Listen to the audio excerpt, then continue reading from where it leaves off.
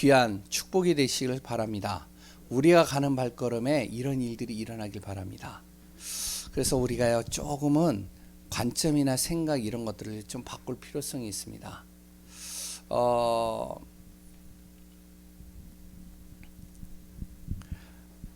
이번에 이제 신문 뉴스에 봤는데요. 우리가 전도를 안 하고 복음을 안 전하면 어떤 일이 발생하느냐. 여러 가지 일들이 일어나는데요. 지금 신문에 많은 이야기들이 이렇게 막 나오고 있어요. 심지어는 이제 며칠 전에는 아파트 밑에 뭐 이제 이렇게 보다가 보니까 한 아이가 죽어 있는 거예요. 학생이요. 그러니까 이제 아무도 몰랐는데 이제 거기에 아파트에 이렇게 죽어 있더라고요. 그래서 봤더니 바로 그 아파트 위에서 떨어져서 자살해서 죽은 거예요. 왜 죽었을까요? 왜 자살했을까요? 또 오늘인가요? 어제 신문에 또 뭐가 나왔냐면 한 아들이 자기의 부모를 망치로 쳐서 죽였어요. 그거를 어떻게 하냐면은 비닐봉지에 담아가지고 그래가지고 그거를 버렸단 말이죠. 끔찍하죠. 근데 버린 이유, 그리고 죽인 이유 다른 게 아닙니다. 그 아들 한 20, 30대 정도 된 것 같아요. 근데 그 아들이 자백을 하면서 무슨 얘기를 하면 한 번만이라도 아빠가 엄마가 나에게 미안하다 하면은 이런 일이 없을 텐데. 왜냐면 계속 학대를 당했다는 거죠. 그러니까 지금 우리 주변에는 보이지 않는 많은 일들이 일어나고 있다는 거죠. 보여지는 재앙도 있고요. 그리고 보여지는 여러 가지 사건 문제도 있지만 그 뒤에 또 감춰져 있는 보이지 않는 많은 일들이 일어나고 있다는 거예요. 그럼 내 자녀와 내 주위에는 이런 일이 없으니까 괜찮다. 그럴 것 같은데 그렇지가 않아요. 영향을 받게 돼 있어요. 그래서 정말로요. 잘 전하도 못 전하도 이 복음이 선포되어질 때 흑암이 무너지고요. 저주가 꺾이고요. 사단이 무너집니다. 깡패가 전도자가 될지는 아무도 몰랐거든요. 그리고 또한 완전히 자신이 인생이 밑바닥에 탁 이제 솟아날 구멍이 없고 살아날 가망성이 없는 그 질병에 걸린 사람이요. 전도자가 되는 내용, 전도자가 되어져서 한 지역을 살리는 부분들이 굉장히 많거든요. 우리 현장에도 반드시 무엇이 되어져야 되냐? 반드시 전도운동이 일어나야 되고요. 생명운동이 일어나야 됩니다. 그래야 그 전도운동과 생명운동의 망대가 딱 세워지는 순간 흑암이 꺾이는 거예요. 어둠이 무너지는 거예요. 사람을 잡고 있는 악신이 떠나가는 거예요. 재앙이 떠나가는 거예요. 그래서 우리가 모여서 잠깐 예배 드리는 것 같지만 이 예배가요 단순한 예배가 아닙니다. 오늘도 우리는 말씀을 통해서 전도에 대한 마음을 담고 기도하며 나의 현장을 놓고 정말로 주님 바라볼 때 그 시간표 속에서 흑암이 무너지는 거예요. 오늘도 복음으로 승리하는 귀한 분들 되시기 바랍니다. 그래서 우리가 무엇이 돼야 되냐? 내 힘으로 할 수 없기 때문에 우리가 말씀을 붙잡고 가는 거예요. 오전 예배 메시지가 뭐였죠? 예수 그리스도를 변함없이 어떻게 해요? 사랑하는 사람. 누가요? 우리 자신이. 예수 그리스도를 변함없이 사랑하는 사람. 어떠한 문제나 어떠한 핍박과 어떠한 정말로 자기가 죽음의 위기가 와도 항상 예수 그리스도를 변함없이 사랑하는 거예요. 그 예수 그리스도가 누구이시냐? 그래 또한 나의 인생의 문제가 무엇이냐?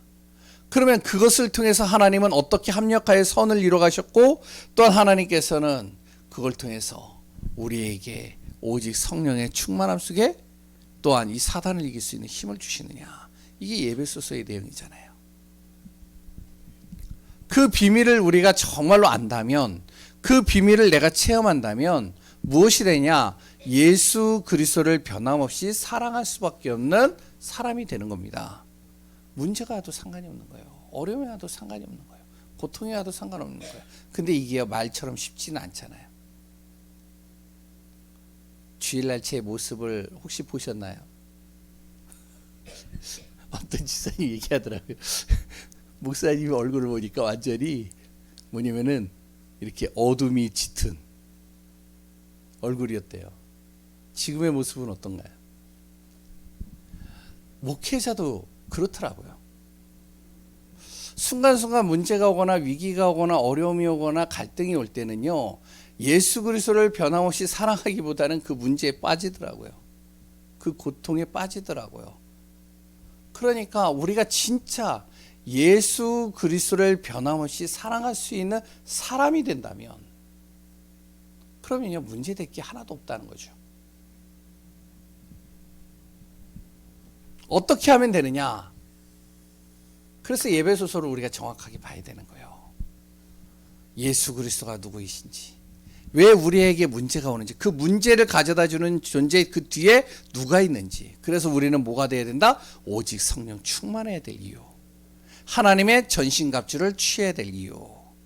그게 이제 예배소서에 쭉 나오거든요. 이 비밀을 가지고 우리가 인도받다 보면 뭐가 되면 유유상종이라고 똑같은 사람을 만나게 됩니다. 나와 같은 사람이 나를 통해서 또 만나게 되어지고, 또 그런 사람들이 또 같이 동역해서 어떻게 하면 지역과 가문, 가정 살리는 응답 속으로 들어갈 수밖에 없겠죠. 그 비밀을 누리는 귀한 분들 되시기 바랍니다. 두 번째는요, 렘넌트 성도의 밤 시간. 무슨 이야기라면 24시간을 어떻게 보내느냐에 따라서 그 사람의 인생이 달라집니다. 그래서 우리가 아침에는 가급적이면 모든 생각나는 것과 하루의 스케줄을 놓고 기도하는 게 좋다는 거죠. 낮에는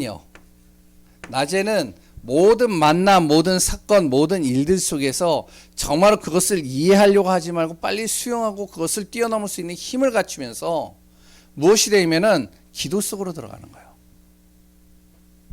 밤에는 어떻게 한다고요? 밤에는 이제 조금 시간적인 여유가 있기 때문에 밤에는 조금 기도를 집중하는 시간을 갖는 거예요. 깊은 기도 속으로 들어가는 거예요. 그리고 메시지를 정리하는 겁니다. 한 주간 메시지, 강단 말씀, 그랬던 아니면은 기도 수첩의 말씀을 쭉 내가 또 듣든지 아니면 정리를 해보는 거예요. 그래서 이 두 가지를 통해서 무엇이 되면 바로 학업이나 나의 직업이나 나의 삶을 집중으로 들어갈 때, 그때 반드시 하나님의 역사를 우리가 체험하고 확인하는 것을 보게 되겠죠. 핵심 메시지는요, 바로 학원 복음화 메시지입니다. 무슨 이야기를 하고 있냐면요, 지금 시대가요, 영적 질병에 걸린 시대라고 얘기를 하고 있어요. 그리고 영적으로 빈곤해요. 육신적인 것으로는 많이 채워지는데 영적인 건 굉장히 빈곤한 시대가 되어버린 겁니다. 그러니 당연히 어떻게 되죠? 영적인 갈등이 계속 넘치겠죠. 영적으로 혼란해지는 겁니다. 영적, 뭐가 참이고 뭐가 거짓인지, 뭐가 정말로 맞는 것인지 헷갈리는 시대예요. 그러다 보니까 어떻게 하면 정신 문제와 뭐가요? 계속 우리 안에 많은 문제들이 계속 오는 거예요. 그래서 무엇이 돼야 되면 내 안에 영적인 에너지가 있어야 돼요. 그 에너지의 힘이 어디에서 온다고요? 기도에서 오는 겁니다. 그래서 우리가 그리스도의 비밀을 붙잡고 기도 속으로 들어가는 거예요. 지금 우리가 좀 아프더라도, 우리 권사님 같은 경우도 아프더라도 내가 진짜 예배 속에서 내가 은혜 받고 기도하며 진짜 말씀 속에서 인도받으리라, 그런 중심으로 딱 쓴단 말이죠. 그러니까요, 승리할 수밖에 없는 거예요. 우리가 오전 오후 그랬던 핵심 메시지를 다시 한번 좀 정리해 보시고, 특히 이제 밤마다 좀 이렇게 한번 정리해 보시는 것도 좋아요. 그래서 이렇게 한번 보시면서 기도하면서 하루를 이제 마무리 짓는다. 달라지는 겁니다. 저번에도 이야기를 했죠. 몰입이라는 책을 쓴 분이 있어요, 우리나라에. 근데 이제 이분이 이제 몰입에 대해서 연구를 했는데 어떻게 하냐면 이제 아이들 이제 학생들 공부에 대해서 얘기를 하는 건데 이걸 영적인 것으로 좀 바꿔서 얘기를 해 본다면요. 잠자기 5분 전, 10분 전에 들어간 것이요 각인이 된대요. 이게 각인된 게요 안 빠져나온대요. 그래서 내가 잠자기 전 5분, 10분 전에 뭘 했느냐, 그게 꿈으로도 나타나기도 하고요. 그게요 내 다음날 하루의 삶 속에 영향을 끼친다는 거예요. 그러니까 이제 이거는 불신자가 적은 내용입니다. 몰입에 대한 얘기는. 그럼 다시 바꿔서 얘기를 한다면 우리가 밤에 잠자기 전에 조금 기도를 집중하고, 그래 또한 내가 조금 메시지를 좀 정리하고 그거를 보고 하루를 마무리 짓는다. 어떻게 될까요? 그 다음날 그 영향을 받는다는 거예요. 근데 이제 우리 랩런트들 같은 경우 어떡하죠? 밤에 가급적이면 밤에 누워서 핸드폰 본단 말이죠. 게임 본단 말이죠. 유튜브 본단 말이죠. 그러기에 이제 각인이 돼버리는 거예요. 그게 이제 다음날 영향을 끼치는 거예요. 뭐 우리 자녀도 이제 한 명 이제 좀 그런 친구가 있는데 하여튼 아침에 일어나면요 막 그 모습을 보면 그 밤에 뭘 했는지 금방 티가 나요. 그래서 오늘도 그리스도 안에서 우리가 정확한 복음을 붙잡고 승리하는 응답 속에 있길 바랍니다. 오늘은 하나님은 반드시 사명자를 보내주신다라는 제목으로 좀 같이 말씀을 나누려고 합니다. 이제 오늘 말씀 끝나면 이제 다음 주부터는요 뭐를 하냐면 복음 편지를 이제 할 거예요. 복음 편지 1가서부터 10가까지 쭉 하는데 좀 가급적이면 이제 우리가 앞으로 이제 현장에서 말씀 운동할 수 있는 증인으로 설 수 있도록 준비가 돼야 됩니다. 왜냐면 우리가 준비가 안 돼 있잖아요. 그러면 하나님이요 우리에게 제자와 영혼을 붙이고 싶어도 붙일 수가 없는 거예요. 근데 준비가 돼 있으면요 하나님께서 우리에게 붙이시는 겁니다. 그러면 우리 교회는요 아까도 우리 장로님하고 잠깐 이야기를 많이 나눴지만 우리 중직자 되어지는 정도의 성도라면 누구를 만나든지 간에 그 사람을 복음으로 양육할 수 있는 준비가 돼 있어야 돼요. 누구를 만나든지 간에 잠깐만 기다려요 우리 목사님, 잠깐만 기다려요 우리 교회 교육자 부목사님, 잠깐만 기다려요 우리 사모님, 잠깐만 모시고 올게요. 그럴 시간이 없어요. 사람이란 마음은요 이게요 순간순간 바뀌거든요. 그러니까 어떡하냐면은 지금 그 시간에 이 사람에게 정확한 복음을 전해줘야 되겠고 또한 이 사람을 양육해줘야 된단 말이에요. 이런 준비가 되어져 있을 때 무엇이 되면은 하나님은 반드시 사명자를 붙이신다는 겁니다. 오늘 이제 본문의 내용 잘 읽어보시면 아시겠지만 바울이라는 사람이요 뭐냐면은 복음을 전하는데요 에베소서에서 복음 전하는데요 거기에 보니까 뭐라고 나오죠? 9절에 보니까요 복음을 전하는데 사람들이 마음이 굳어 그 말씀을 순종하지 않는 거예요. 그랬더니요 그 말씀을 비방하는 겁니다. 그러니까 우리가요 조금 지식인들이나 아니면은 조금 성경 아는 사람들에게 복음을 전하잖아요. 그럼 자기가 알고 있는 성경 지식을 가지고요 막 어떻게 비방도 하고요 그랬던 그것을 가지고요 자꾸 논쟁하려고 그러고요. 그럼 우리는요 지식이 많이 없기 때문에 진단 말이에요. 얘기할 수가 없단 말이에요. 그럼 그렇게 한 번, 두 번 경험하면은 주눅이 들어버려요. 그럼 다음부터 말을 못해요. 근데 바울은 어땠냐면 비방하고 그래 또한 순종하지 않고 자꾸 그러니까 어쩌면 그런 사람들 제껴놓고 누구냐면 말씀을 들으려고 하는 사람들에게 복음을 전하는 거예요. 그러니까 모든 사람들을 다 전해야 되는 건 맞는데 누구에게 전하느냐? 들으려고 하는 사람, 이런 사람을 우리가 찾는 것이죠. 우리 가정에서도 그렇습니다. 가정에서도 내가 기도하고 복음을 탁 가지고 인도받고 있는데 정말로 내가 복음을 전하는 예수 그리스도를 얘기를 하는데 들으려고 하는 사람, 이런 사람에게 정확하게 복음을 전달하는 거죠. 그래서 우리가 훈련이 필요하고 좀 준비가 되어져야 된다는 거예요. 그래야 하나님은 거기에 이런 사람들을 붙이시는 겁니다. 우리나라에 선교사로 오신 분 중에 마펫 선교사님이라고 있어요. 아시는 분들도 있죠. 마펫 선교사님이라고. 근데 이 선교사님이요, 이제 평안도인가요? 거기서 이제 복음을 계속 전하는데 아무도 안 듣는 거예요. 그런데 이제 어떤 이제 깡패 같은 녀석이 어떠냐면은 그 마펫 선교사가 이제 외국 사람이니까 어떻게 하면 지나가는 그 모습을 보고선 돌을 가지고 던졌단 말이에요. 그래서 이마에 맞아가 피가 철철철철 흘러요. 그리고 가는 곳마다 계속 어떻게 하면은 이제 방해를 하는 거예요. 그런데 그 마펫 선교사님이요, 무엇이 되냐면 복음을 전할 수 있는 준비가 다 가지고 있었단 말이죠. 왜 복음을 전해야 되는지를 아는 거예요. 그러니까 어떤 일이 벌어지죠? 자꾸 이제 예수 믿는 사람들은 이제 뭐 늘어나진 않는데 이제 안 들으려고 하는데, 근데 이제 그 친구가 이렇게 돌을 던지니까요, 사건이 일어났잖아요. 근데 그걸 통해 가지고요, 하나님의 계획을 보는 거예요. 그 마펫 선교사님이요, 한 할머니를 이제 너무 힘든 할머니를 도와줬단 말이죠. 그래서 도와주고 그 사람을 좀 이렇게 힘주고, 그리고 그 사람을 보이지 않게 이렇게 조금만 이렇게 세워줬는데, 그런데요, 그 할머니에게 아들이 있었는데 그 아들이 누구냐? 이 깡패 같은 아들이에요. 그렇게 연결될 줄은 아무도 몰랐죠. 그러고 나서 이제 여러 가지 계기를 통해서 그 깡패 같은 아들이 이 선교사님을 통해서 복음을 듣고 예수님을 영접하게 됩니다.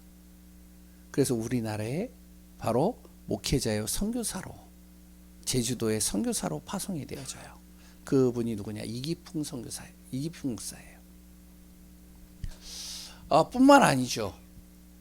어떤 이제 호주의 한 할아버지가요, 진짜 복음을 탁 듣고 나서 이 복음을 듣고 나서 너무 가슴이 뜨거운 거예요. 그러니까 어떻게 말은 잘 못하겠고, 그러니까 또 이제 어떻게 이렇게 논리정연하게도 못하겠고, 그러니까 이분이 어떻게 하냐면 호주의 그 도로에서 길가에서 사람들 많이 다니는, 관광하려고 오는 사람들이 많이 다니는 거기에서요, 딱 서가지고 뭐라 그러면은 한마디 하는 겁니다. 당신이 지금 죽으면 어디로 갈 수 있겠습니까? 정말로 당신의 인생에 예수 믿기 바랍니다. 이 얘기만 하는 거예요. 그러니까 이제 선포하는 거죠, 계속. 그것만 했는데도 이분 통해서 한 10년, 20년 했대요. 이분은 자기가요, 계속 하는데 한 명도 예수님 영접하는 사람 없고 한 명도 복음 들으려고 하는 사람이 없다라고 생각을 했어요. 왜? 지나가는 사람들에게 아무리 얘기를 해도 안 들으니까요. 그런데 10년, 20년 딱 지났는데요, 이 사람을 통해서 복음을 들은 사람이요, 수천 명이에요. 그 사람을 통해서 복음을 듣고요, 중직자가 되고 목회자가 된 사람도 꽤 많이 있습니다. 분명히 하나님은요, 반드시 사명자를 보내주시는데 어떻게 보내주시냐? 이 모양 저 모양으로 보냅니다. 어떨 때는 깡패 같은 모습으로, 어떨 때는 관광지에서 관광하는 사람의 모습으로, 어떤 사람은요 진짜 죽을 병에 걸린 사람으로, 어떤 사람은 진짜 내가 미워하는 사람을 통해서 하나님은 어떻게 하냐면 사명자를 나에게 보내주신다는 거예요. 그러면 이걸 어떻게 할 수 있냐? 내가 준비가 되어져 있을 때, 진짜 복음으로 준비가 되어져 있을 때 하나님이 붙이시는 거예요.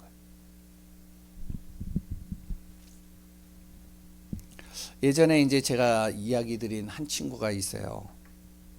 중3짜리인데 이제 뭐 아무튼 좀 영적 문제 좀 심각하고, 이제 자기 어머니가 좀 신비주의에 빠져가지고 아이가 목회자에 대해서 상처가 있고 교회에 대한 상처가 있어서 완전히 아이가 이제 교회 이야기 꺼내면은 막 싫어하고, 목사님 얘기하면 되게 싫어하는 친구인데, 그 친구를 이제 만나게 됐단 말이죠. 저는요 너무 힘들었어요, 솔직하게. 왜? 8개월 동안 걔 뒤통수만 보고 했거든요. 그리고요, 그 친구 얘기를 하면요 말이 안 들어가잖아요. 답답한 거예요. 그런데 그 친구가요, 딱 2년 지나고 나서 어떻게 되어졌느냐? 고등학교 딱 올라갔는데 그 고등학교에서요 전도문이 된 거예요. 교회를 이렇게 나와가지고 예배 생활을 쭉 하는데 어떡하냐면 전도사님이 딱 가면은 그러면요 그 아이가 자기 친구 한 명을 딱 데리고 나와요. 복음을 전하달라고. 또 들어가요. 또 한 명을 데리고 나와요. 매주마다 한 명씩 데리고 나옵니다. 그 친구가요. 제가 알기로는 미국에서 지금 신학을 공부하고 신학으로 이렇게 지금 인도받고 있어요. 진짜로 저는 힘들었어요. 왜냐면 8개월 동안 그거 해보신 적 있으세요? 뒤통수 보고 벽에다가 하는 것처럼 거기다 대고선 그냥 기도만 하고 메시지만 하고 오는데 아무 반응이 없어요.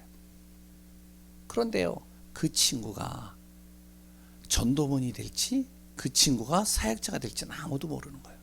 하나님은 반드시 사명자를 보내주시는데 내 생각과 같이 보내주시진 않아요. 내가 기대하는 것 같이 보내주시는 않는단 말이에요.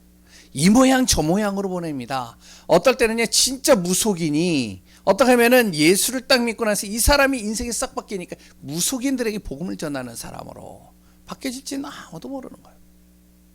그럼 우리가 어떻게 해야 되느냐? 이런 사람들을 보내주시는데 이런 사람들을 살리고 이 사람들을 진짜 제자화시켜야 되잖아요. 그럼 목사 혼자서는 할 수가 없어요. 뭐가 되느냐? 우리 중직자와 모든 성도들이 함께 해야 돼요. 그래서 첫 번째로 뭐가 돼야 되면 교회 안에 먼저 분위기를 바꿔야 됩니다. 누굴지를 몰라요. 누구가 될지 몰라요. 그냥 어쩌다가 한번 이렇게 와가지고 한 사람인지 아니면 앞으로 내 자녀일지 아무도 모릅니다. 그러니까 우리가 무엇을 해야 되냐? 준비를 해야 되는데 교회 안의 분위기를 싹 바꿔버려야 돼요. 어떤 분위기로 바꾸냐? 교회가 시장통이 되면 안 돼요. 교회가요 일꾼으로 가득하면 안 됩니다. 교회가 어떻게 돼야 되냐? 은혜 받는 분위기가 돼버려야 돼요. 근데 우리 교회는요 너무 지금 좋아요. 성도들이요 은혜 받는 분위기예요. 예배를 딱 끝나면 기도 탁 하고 가시고요. 그러니까 먼저 예배 딱 끝나고 나서 일어난 사람인지 좀 제가 여기서 앞에서 보잖아요. 그럼 예배를 축도를 딱 하고선 딱 하면은 이제 이렇게 딱 일어나가지고 나가시려고 하는 분이 있어요. 그러면은 뻘쭘해가지고 자기 혼자 일어나니까 그래가지고 뭐 어떻게 이렇게 나가시더라고요. 다음 주에는 본인도 앉아 계시더라. 그래서 기도하고 하시더라. 교회 분위기, 은혜 받는 분위기. 그랬더니 어떻게 하냐? 교회가요 무엇이 되면 전도와 이 선교를 이해하는 분위기가 돼야 됩니다. 영적인 분위기를 만들어야 되지만 전도와 선교가 이해가 돼야 돼요. 그래서 누가 우리 교회를 오든 이 사람은 하나님이 사명자로 보내셨다. 이런 눈으로 우리가 바라봐야 되는 것이죠. 만약에 외국인이 왔다. 그 외국인을 우리는 어떻게 봐야 되냐? 선교 문으로 우리는 봐야 됩니다. 그러면 이걸 이해를 하고 있어야죠. 또 문화를 좀 이해를 해야 돼요. 우리가. 저도 이게 잘 안 되는데 지금 죄송합니다. 제 나이가 지금 50이에요. 그리고 여기 계시는 분들 70대 되신 분도 있잖아요. 70대 되신 우리 성도님과 우리 목사님과 그리고 또 저와의 그 문화의 간격은 굉장히 커요. 왜냐면 여기 계시는 분들은 보릿고개를 지나왔던 분들이고 그리고 6.25라는 것이 무엇인지를 아는 분들도 있고 그렇잖아요. 그러나 저는 몰라요. 근데 또 저하고 또 10대 아이들하고의 이 문화적인 갭은 엄청나게 또 커요. 그러니까 그걸 가지고서는요 자꾸 내 기준으로 내 자녀를 보려고 하니 이게 자꾸 부딪히는 거예요. 그래서 우리가 뭐가 돼야 되냐? 문화를 좀 이해할 수 있어야 돼요. 그래야 렘넌트들이 오고 그래야 아이들이 왔을 때 이 아이들의 모습과 이 아이들의 행동과 이 아이들의 그 하나하나들을 통해서 우리가 그것을 수용하고 그것을 놓고 기도해 줄 수 있다는 거죠. 그리고 또 하나는 이걸 이해해야 됩니다. 제자요. 제자에 대한 부분들을 이해해 줘야 돼요. 분명히 하나님께서 나를 우리 교회에 보내셨을 때는 어떤 중심으로 보내셨느냐? 제자 중심으로 보내셨습니다. 그러니까 우리가 구경꾼이 되면 안 돼요. 방관자가 되면 안 됩니다. 뭐가 돼야 되냐? 하나님이 나를 이곳에 보내셨을 때는 나를 하나님의 제자로 보내셨다. 이런 부분들로 우리가 어떻게 하면 교회의 분위기를 싹 바꿔야 됩니다.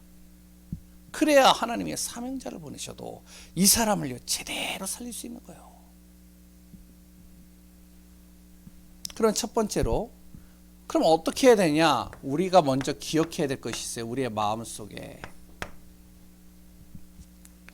뭘 기억해야 되면, 교회는요 모두가 제자이지만, 그러나 뭐가 돼야 되면 핵심 요원이 돼야 됩니다. 이게 무슨 말이냐면, 모두가 하나님이 제자로 택하셨지만 그러나 복음을 위해서 헌신하는 사람, 이런 사람이 되어줘야 돼요. 누가요? 내 자신이. 요거를 기억하셔야 됩니다. 그래서 만약에 이제 새로운 사람이 오거나 누가 왔다 그러면은 정말 저 사람을 하나님께서 우리 교회 복음으로 치유하기 위해서 보내셨구나. 그래서 저번에요, 이번 주에 참 감사한 게 렘넌트 예배를 드리는데요. 참 감사한 게 우리 이제 권 목사님이 진짜로 아침에 시간을 내 가지고요. 그게 쉽지가 않거든요. 예배 메시지 해야 되는데 그 전에 이제 가가지고 연고도 없는 그 은호를 데리려고 저기까지 가가지고 그 은호를 태우고 온단 말이에요. 그러면요 이게 뭐 제대로 나오기는 해요. 시간도 안 맞춰요. 그러면 이제 그거 어떻게 해서든지 살려보려고 데리고 와가지고 교회에 딱 앉혀놓는단 말이에요. 그래서 예배를 드린단 말이에요. 그런데 예배가 딱 끝나니까요, 선생님들이요 딱 가가지고 막 이렇게 챙겨주고, 그랬더니 이렇게 감싸주고, 내가 너를 위해서 기도하고 있다고 얘기하고. 왜? 은호가 우리 교회 사명자로 바뀔지 아무도 모르는 거거든요. 그러니까 우리가 뭐가 돼야 되냐? 기억해야 돼. 내 자신이 핵심 요원이 돼야 된다. 목사님이 알아서 하시겠지. 저분이 알아서 하시겠지. 그게 아닙니다. 그러려면 무엇이 돼야 되면, 이렇게 되려면요, 내가 훈련을 좀 받아야 돼요. 훈련이 돼야 돼요. 마음만 가지고서는 핵심 요원이 될 수 없습니다. 훈련이 좀 돼야 돼요. 어떻게 훈련이 돼야 되냐? 내 자신이요, 보는 눈이 달라지는 훈련을 해야 됩니다. 그래야 진짜 은혜를 받는 거예요.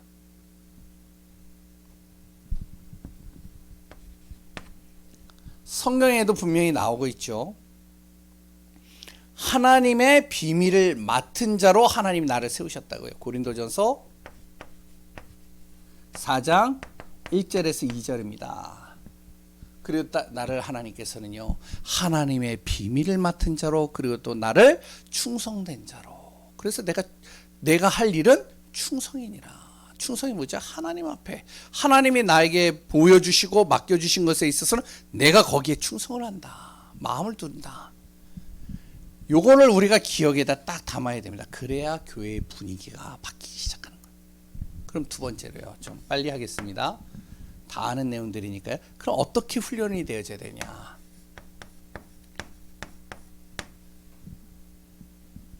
어떻게 그러면 훈련이 되어져야 되냐? 먼저 우리가 목표입니다. 이 목표가 어디에다 맞춰져야 되면, 하나님이 무엇을 원하고 있는가, 이거를 목표로 둬야 돼요. 나를 향한 하나님의 원하시는 게 뭘까? 지금의 내 나이, 지금의 내 환경, 지금의 내 상황, 그래 또한 내가 지금 가지고 있는 수준, 이걸 통해서 하나님이 지금 나에게 원하시는 게 뭘까? 이걸 항상 내가 마음에 품어야 되겠죠. 그래서 무엇이 되냐? 훈련이 좀 돼야 돼요. 세 가지입니다. 세 가지 훈련이 좀 돼야 되는데, 뭐가 돼야 되냐면, 바로 우리가 말씀을 통해서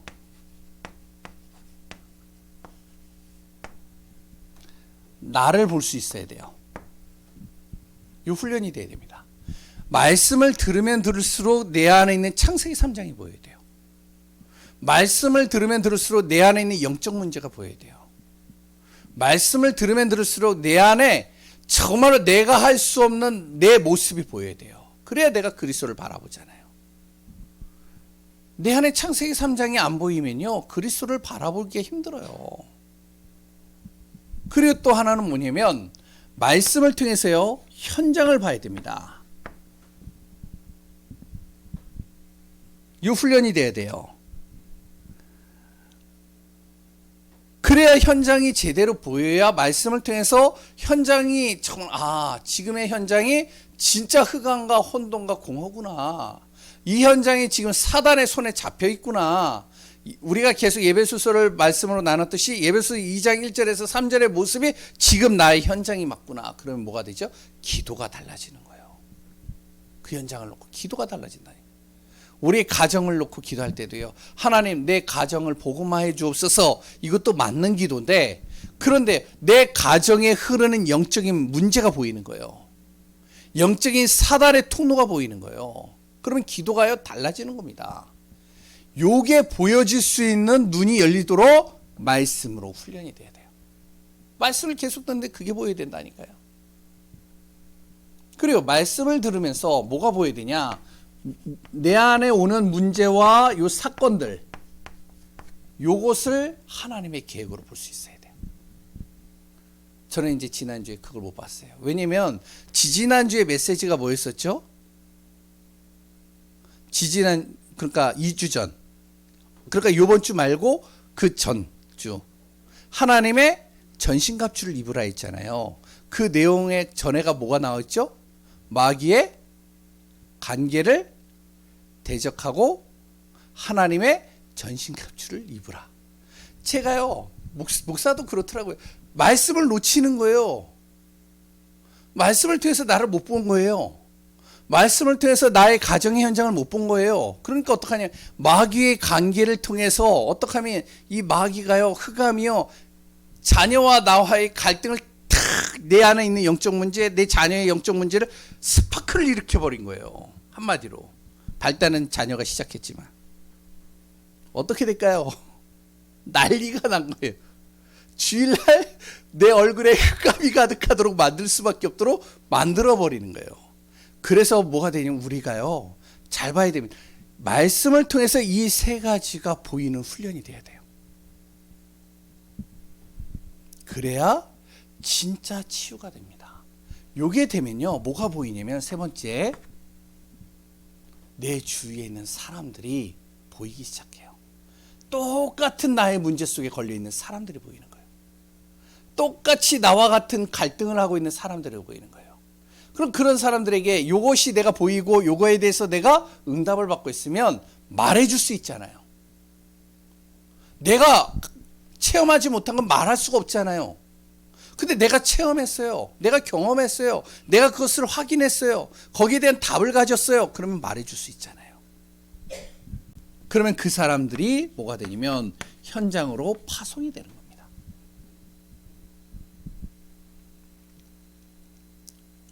내가 있는 현장이에요. 그 파송이 뭐죠? 바로 지금 요새 계속 얘기하는 그 현장에서 내가 망대로 딱 세워지는 거예요.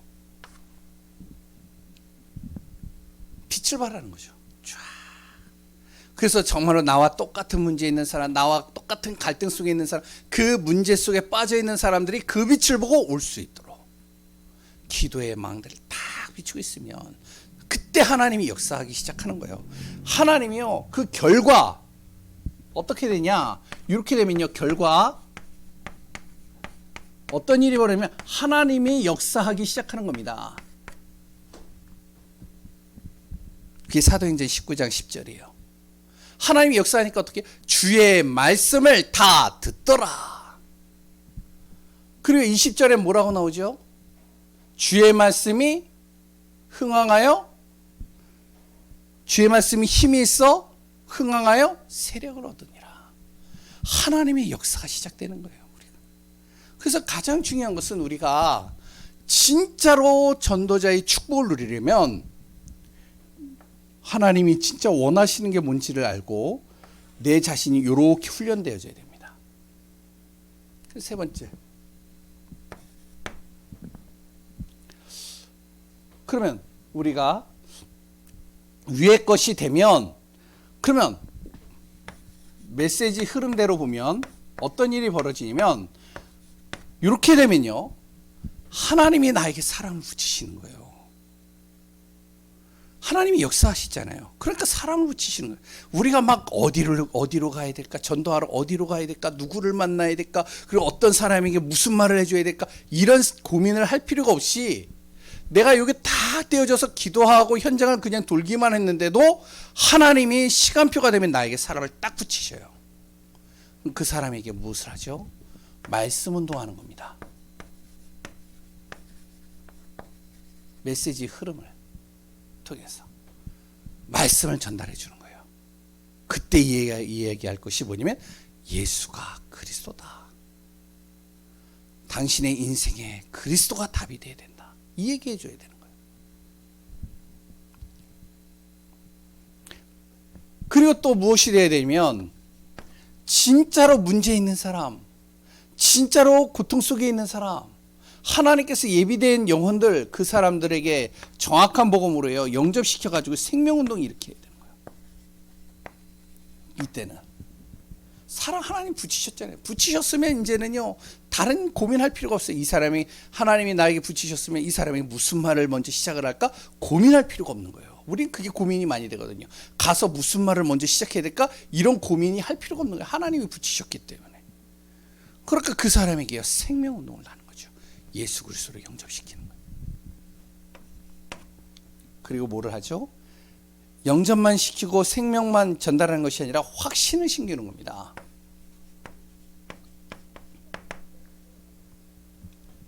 하나님이 살아있는 것이 확신되어지고요. 진짜 복음이 뭔지를 확신시켜 주는 거예요. 그래서 거기에 보면은 사도행전 14장 21절에서 22절 내용에 그 내용이 나오는 거예요. 저번에도 얘기했지만 바울이요 루스드라로 들어가서 복음을 전했어요. 복음을 전하다가 어떻게 하면은 이제 여러 이제 예비된 영혼들을 하나님 붙이셨어요. 똑같이요. 붙이셔서 그 사람들의 복음을 계속 전했단 말이죠. 전하다가 어떻게 하면은 유대인들과 이 비방하는 사람들이 돌을 던져가지고 그 돌에 맞아가지고요 이제 기절을 했단 말이에요. 사람들이 죽은 줄 알고 들쳐매고선 도시 밖으로 버린 겁니다. 그런데 이제 그 다음날 깨어났어요. 깨어나가지고 어디로 가느냐? 이 바울이요 깨어나자마자 그 도시 안으로 다시 들어갑니다. 왜 들어갈까요? 이유가 뭘까요? 아픈 것을 참고 다시 들어가는 게 아닙니다. 그리고 내가 얼마나 너희들보다 강한지 나타내기 위해서 들어간 게 아니에요. 바울이요 너희들이 나를 죽이려고 해도 난 살아났어 그러고선 보여주기 위해서 들어간 게 아니에요. 왜 들어갔냐? 그곳에 복음을 전하다가 제대로 끝까지 전하지 못한 한 영혼이 있기 때문에 그 영혼에게 확신을 심겨주기 위해서 들어가는 거예요. 그게 바로 디모데입니다.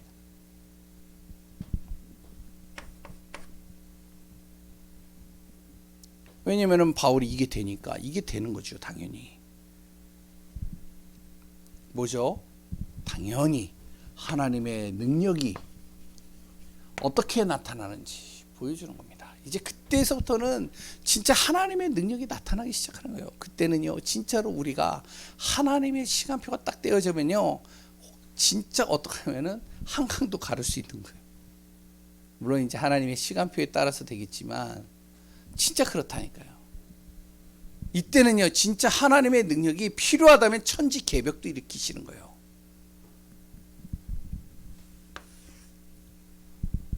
마지막 네 번째입니다. 그러면 우리가 실천해야 될 상황. 요거는 이제 좀 제가 말로 하겠습니다. 보시면서 하시면 되겠습니다. 그러면 먼저 우리가 몇 가지를 좀 우리가 이해를 하고 있어야 돼요. 그 첫 번째가 뭐를 이해를 해야 되냐면 교회관입니다.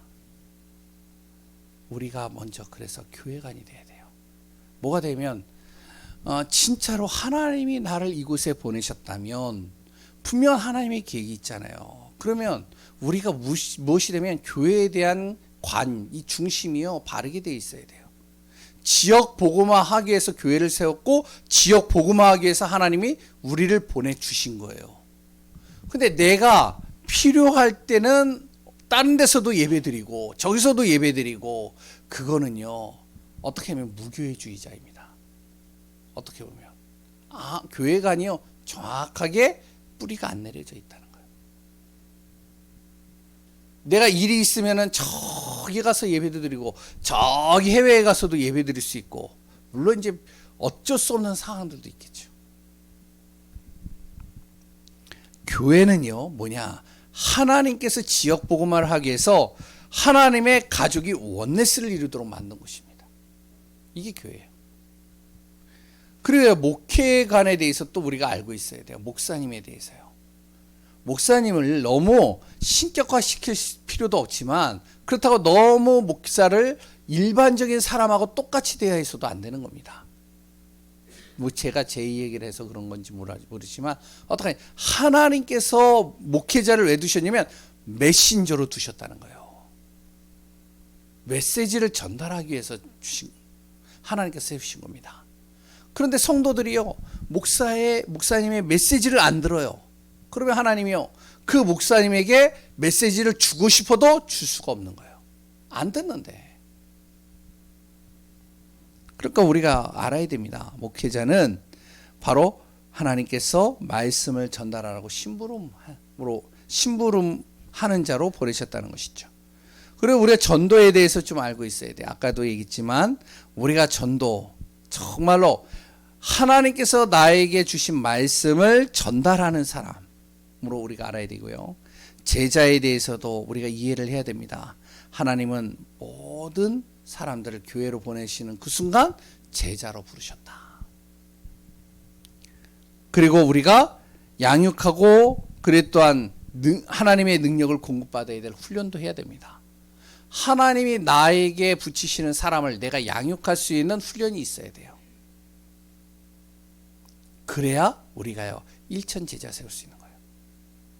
제가요, 예전에 다락방 이제 계속 뛸 때는, 지금은 이제 그렇게 못 뛰는데, 젊었을 때는요, 몇 군데 뛰었냐면 한 27, 8군데 계속 뛰었어요. 거기에 이제 담임 목사님이 이제 계속 해외나 아니면 외부로 이렇게 돌아오셨기 때문에 제가 수예배, 금요기도회, 그리고 또한 오후 예배 제가 다 했거든요. 거의 다. 그리고 교회 행정 제가 거의 다 했어요. 그리고 한 26, 7군데 뛰었어요. 와, 지치더라고요. 막 입에서 막 단내 나고요. 막 진짜로 힘들더라고요. 어떨 땐 밤 11시 반, 12시에도 갔어요. 그런데 중요한 것은, 만약에 지금 내가 그렇게 한다. 그럼 아무리 해도, 아무리 해도요, 30명 이상을 못 세워요. 그러면 일천제자 할 수가 없는 겁니다. 그래서 우리가요, 뭐가 돼야 되면, 우리 성도님들이 뭐가 되면, 누구를 하나님이 나에게 붙이셔도 내가 그 사람을 양육할 수 있는 준비가 돼 있어야 된다는 거예요. 그래야 하나님이 교회에 사람들을 보내시는 거예요, 계속. 그래서 지금부터 우리가 준비하자는 거죠. 그래서 다음 주에 복음 편지를 하겠다는 이유가, 처음부터는 잘 안 돼요. 그래도 하겠다는 거예요. 그리고 6월 첫째 주부터는, 6월 1일부터는 뭐를 한다면, 또 다시 집중훈련해서 한 영혼을 우리가 가슴에 품고 기도하고 그 영혼에게 복음 하자는 거죠. 예, 사랑하는 예쁜 딸에게 전화가 왔습니다. 얘가 예배인지도 모르고 전화 왔습니다. 예, 결론입니다. 전도운동 할 때 우리가 꼭 알아야 될 게 빌립보서 1장 6절. 너희 속에 착한 일을 시작하시니가 그리스도의 날까지 이루실 줄을 우리가 확신하노라. 기도하겠습니다. 하나님의 은혜에 감사합니다. 하나님은 반드시 사명자를 보내시고, 하나님은 우리를 통해서 지역 복음화, 현장 복음화, 세계 복음화 이루어 가실 것을 믿습니다. 우리 교회가 정말로 이 하나하나들이 준비되어지고 응답받는 증인으로 서게 하여 주옵소서. 우리의 모든 삶을 움직이시고 다스리시고 역사하시는 예수 그리스도의 이름으로 기도합니다. 아멘. 우리 찬송가 200장 찬양하겠습니다.